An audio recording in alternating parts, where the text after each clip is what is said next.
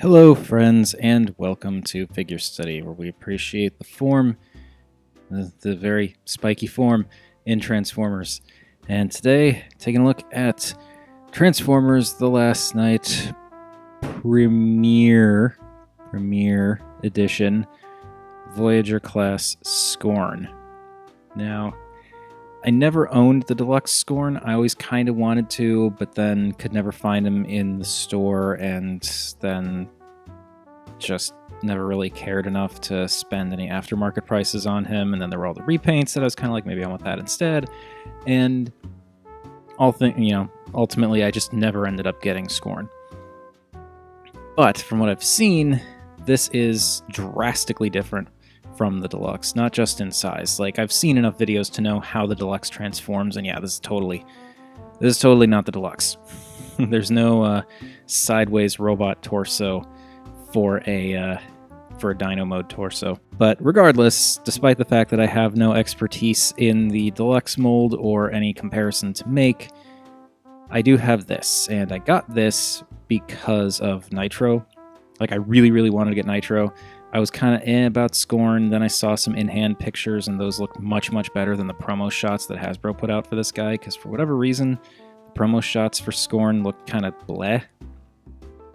But now I have him, and I actually think he's really cool. I'm kind of on the fence between whether I like him more than Nitro or not. So yes, Scorn's Dino mode, a very not quite right Spinosaurus with this.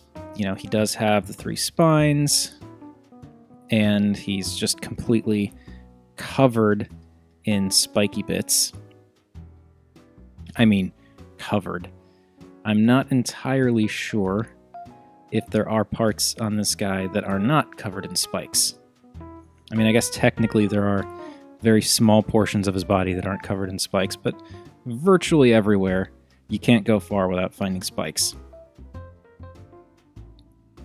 So, yeah, I will say, right off the bat, the Dino mode does look a little bit like a mess. But honestly, it's one of those things where it looks probably not that great in photos or in video, but in hand, it's actually fine. And it's weird to say that because he is actually gappy. Like, you can totally see through a decent portion of his torso there from the side. But, like, the Dino mode is actually quite posable, like, with the head joints and the leg stuff, and the leg stuff, and, like, the tail has a few joints. Like, it's nothing major, but it's enough that you can get some pretty interesting and dynamic looking poses out of him. And I find that highly enjoyable. I mean, he looks good standing there looking like some kind of a robot kaiju that got thrown into a trash compactor and then combined with other robot kaiju. I don't know. He's a spiky mess, but in a way that actually really works for me.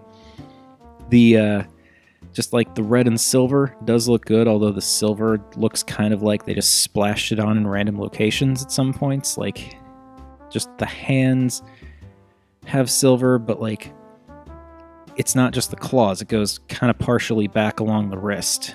There's like this stripe of silver that goes all along his back, which is fine, except right here there isn't any. And then you've got some silver kind of splashed on the feet. And yeah, I don't know. I don't mind the color scheme at all. I don't even mind the placement, but it's not entirely clean, which I suppose kind of works, given, the rough nature of his Dino mode. But I don't know, I feel like the actual placement of it might have been a little bit of an afterthought. It's fine. I mean, I do think it looks cool. It's just, were I to nitpick and find fault, which I am, that would be my issue with the colors. I also am a bit bummed that this center mass is this dark gray color, because like once we get into robot mode, it's kind of like this could have been the red plastic and it would have blended much better with the Dino mode, and then they could have just painted the little bit that ends up being seen in robot mode. They could have just like painted that to get the gray in there. So then it would have been a little bit less like, oh, hey, there's this giant gray chunk in his side. But whatever. And also I feel like this joint could have been done in the red plastic instead of the gray, because it just kind of stands out. But overall, I mean, he is very cool. I do actually really like this Dino mode because of the posability and just general spikiness of it. Like, there are definitely things where if you look too close, you can find like, oh, hey, here's he has a chest arm. But it's just like the silhouette overall ends up actually working pretty well because he's so spiky and kind of thrown together looking. It kind of works. One thing that kind of weirds me out with him, though, is with the head. He has these armor spike things going over his eyes, and I don't know why. I mean, I checked. I looked at the, I checked the promo shots and stuff, and it's like, that's there. That's supposed to be there. I just don't understand why, because you can't see his eyes. Like, if you get really close, you can kind of see they're actually blue. Like, there is eye under there, but why did they need to hide it? Looks like he's wearing some of those weird 80s sunglasses that weren't actually sunglasses. He's wearing, his eyes look like the kind of sunglasses that like some generic bad guy, some generic criminal in like RoboCop would be wearing. The first RoboCop, not the remake RoboCop. Anyway, yeah, he's few weird bits here and there, but I actually do really like the Dino mode, even with the gaps, which is that was a thing that I wasn't actually sure I was going to like. But then, getting him in hand, it does make a huge difference. Now, let's do our size comparisons real quick. So here you can see how tall his Dino mode is in comparison to a typical Last Night Voyager, Last Night Deluxe, Samus, and a Titan's Return Deluxe. Now, the height of the Dino mode is variable depending on how you've got him posed and, how much you decide to stretch out his legs, but he is a pretty sizey dino. Get these out of the way here so we can get a little bit better look with his, what would these be called? His line mates? They're not from the same wave, but they're from the same series. Yeah, so you can kind of see better there how he scales there. Well, I guess that is just about all there is to say about Scorn's Dino mode. Again, definitely not perfect, but it kind of is imperfect in a way that works for me. So let's get into his robot mode.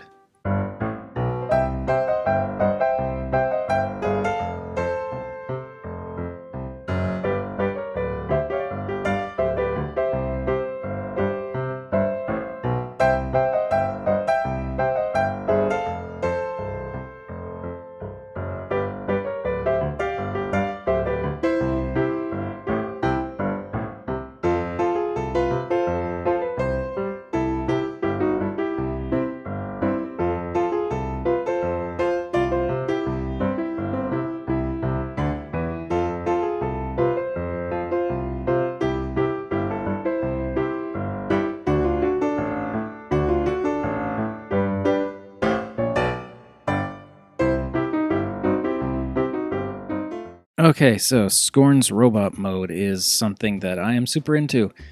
It's a little weird how so much of the silver ends up getting lost once he's transformed, because, you've got the silver here, which is nice. I like how one arm is predominantly silver, but a lot of it is just kind of like a very vague highlight on the other arm, and you don't really get a whole lot in the center section, just like a little bit at the waist, and then some on the feet. And I guess a little bit on the side skirts too. But yeah, there's a lot of silver that ends up just kind of on his back. Yeah. Which is okay. But yeah, I really do like this robot mode. There were certain things in the original shots that I was kind of like, eh. And I'm still a little in person. Namely, the fact that the robot or the Dino mode feet are just kind of sticking out of his calves there. I do kind of wish that these were on a hinge so that they could either fold up or fold down, just to kind of clean that up a little bit more. But all things considered, it works. And I do like the big tail whip hand and how it's actually segmented so that you can do some poses with it. It's not quite segmented or long enough to do something cool where it's like slung back over his shoulder, but might as well take a look at his dome. Get that done. So, from what I've seen, his face is a lot more wedge-shaped than the deluxe. Instead of kind of this bucket that comes like straight down, you have this kind of almost duckbill doorstop kind of thing going here, which, I mean, I don't mind it. And I understand realistically it's sort of like a neck guard thing in terms of just like a helmet design, but it's a little bit odd. Does not really get in the way of the rotation though, like I would think it did. Can't look down very far, but yeah, I don't know. I like it. I like the blue for the visor too. That helps. That really stands out nicely with the red and the silver. And yeah, so this is the chunk that you see in robot mode that's attached to that gray bit in the center that I was saying could totally have been done in red plastic, and they could have just like painted this bit, and I feel like that would have been a little bit better for the Dino mode, but it's, I mean, you know, not like they're going to do it differently now, but just it would have been nice. And you can see the Autobot logo on the chest. This is the other thing with the paint scheme that kind of bugs me, where this center part of the chest is just stark unpainted red plastic. I feel like if they had kind of brushed in a little bit of that black at least on the edges, it wouldn't look quite so standout. But, you know. Anyway, getting into the molding. A lot of the molding is actually from the Dino mode, with some mix-ups, or not mix-ups, some new stuff like the armor feet here, and the inside of the jaws. Because apparently he just has two lower jaws hanging out on his hips. This detail here in the waist was not, like, it was visible in Dino mode, but it wasn't, like, prominent. It was kind of on the underside, and I do like how this comes together. That's, like, a neat-looking loincloth thing, I guess. I don't know. It's a weird thing to be staring at, but I actually think it's a neat design. And I do really like just all this kind of armored, like, it's this weird kind of organic, but also not organic, like armor-plated kind of thing. It's almost like a suit of armor that was grown. Like, just the way that it has these, like, very kind of almost random organic-looking lines to it. I really do like that. In terms of certain other things that do bug me, though, he does have quite a few spots where there's some very apparent hollowness.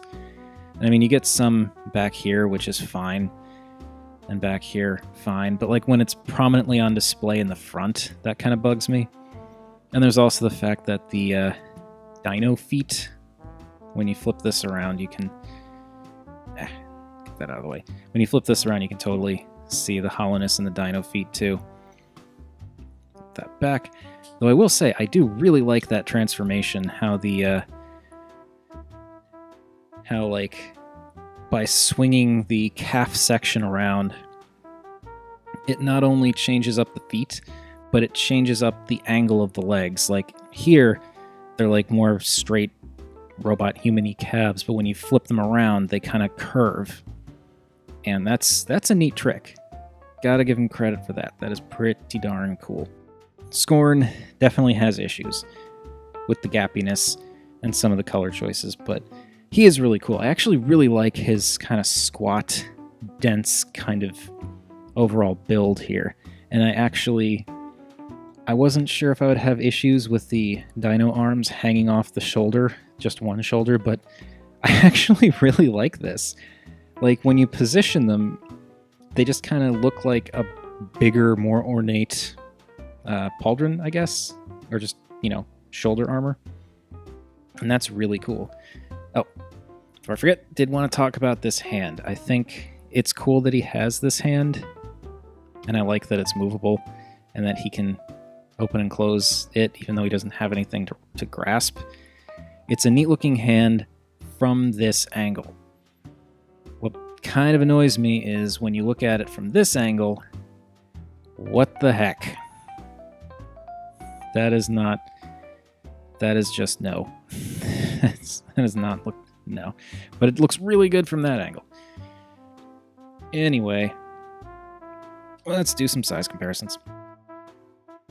And here you can see Scorn with everybody, and he's not short, but he is a little bit shorter than the Voyager Megatron, and I think that's fine, because while he is a little bit shorter than the other Voyagers in the line, he's stocky. He is thick. He's like a tiny bit shorter, like half a head shorter, but that doesn't make him look any less imposing. And here you can see him with just his line buddies. I don't know, the other Last Night toys. Like, no other toys in there for any kind of distraction. So yeah, he is a good size, and I think aesthetically he fits in quite nicely, especially with Megatron, who has that, like, he also has like an armored knight kind of motif going. So to basically just go over everything I covered, I do have some minor issues with Scorn in terms of like just the color placement.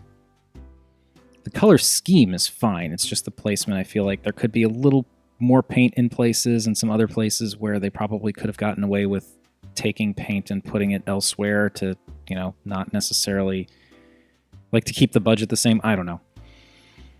But regardless, he is very cool. He is much cooler than I was expecting, because again, I primarily got him because I had to get him in order to get Nitro, but I'm really glad I got him. He is so much cooler than I was expecting. He is a little gappy, but like, the overall shapes that he ends up, like the Dino mode silhouette is great. The robot mode silhouette is freaking great. I am just super into this robot mode. I'm really into the Dino mode. It's very, very cool. I honestly wish that they had, I know they wouldn't because, more money, but I really wish that they had possibly redone Grimlock for this movie, because based on what I've seen, I'm just not a fan of any of the Grimlocks for the movie figures. But Scorn is really cool, and I am very glad they decided to redo him rather than just do a deluxe repaint, because this is great. And if it were between him and Nitro, I would say it depends on what you're looking for. His transformation is fun.